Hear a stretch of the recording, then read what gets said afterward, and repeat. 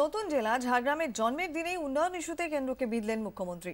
জঙ্গলমহলের উন্নয়নে বরাদ্দ টাকা কেন্দ্র বন্ধ করে দিয়েছে বলে তোপ দাগেন তিনি।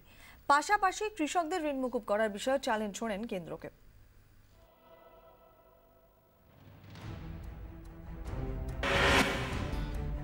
ইস্যু উন্নয়ন, সেই লক্ষ্যে একের পর এক নতুন জেলা জায়গা করে নিচ্ছে রাজ্যের মানচিত্রে।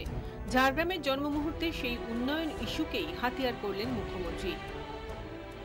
জঙ্গলমহল উন্নয়নে দিল্লির সরকার একটা টাকা দিত, বন্ধ করে দিয়েছে। তাও আমরা ভিক্ষে চাইনি, আমরা রাজ্য সরকারের 40,000 কোটি টাকা টেনে নিয়ে যায়। তা সত্ত্বেও ওই টাকা থেকে আমরা প্রায় 110 কোটি টাকার একটা নিজেরা পরিকল্পনা করছি এবং সেটা আমরা করছি।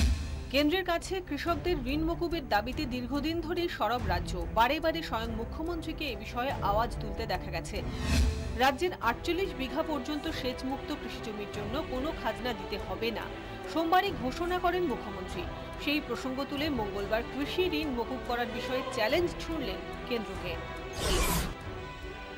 এগ্রিকালচারাল ল্যান্ড যাদের আছে, কৃষি জমিকে কোনো খাজনা দিতে হবে না, খাজনা মুকুব করে দেওয়া হলো সমস্ত কৃষি জমির ক্ষেত্রে। এটা আমার গ্রাম বেঁচে থাকবে, গ্রাম বেঁচে থাকলে তবেই আমরা বেঁচে থাকব।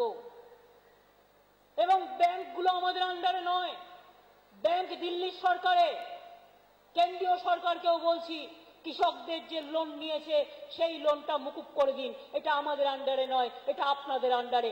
আমারটা আমি করব, আপনাদেরটা আপনারা করবেন। রাজ্যের 294 আসনে তিনিই প্রার্থী, তাকেই ভোট দিন রাজ্যবাসী। বিধানসভা নির্বাচনের আগে বারবার একথাই বলেছেন মুখ্যমন্ত্রী। মঙ্গলবার ঝাড়গ্রাম থেকে তাঁর ওপরই আস্থা রাখতে আর্জি জানিয়েছেন রাজ্যবাসীকে। এই মানুষটাকে যদি বিশ্বাস রাখেন, জেনে রাখবেন আমি মানুষের বিরুদ্ধে কোনো কাজ করি না। মানুষের পক্ষে ছিলাম, মানুষের পক্ষে আছি, মানুষের পক্ষে থাকব।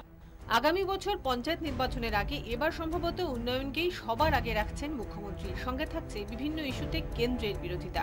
ক্যামেরায় মিন্টু বসাকের সঙ্গে সৌরভ চৌধুরী ও সুতপা সেন, 24 ঘন্টা।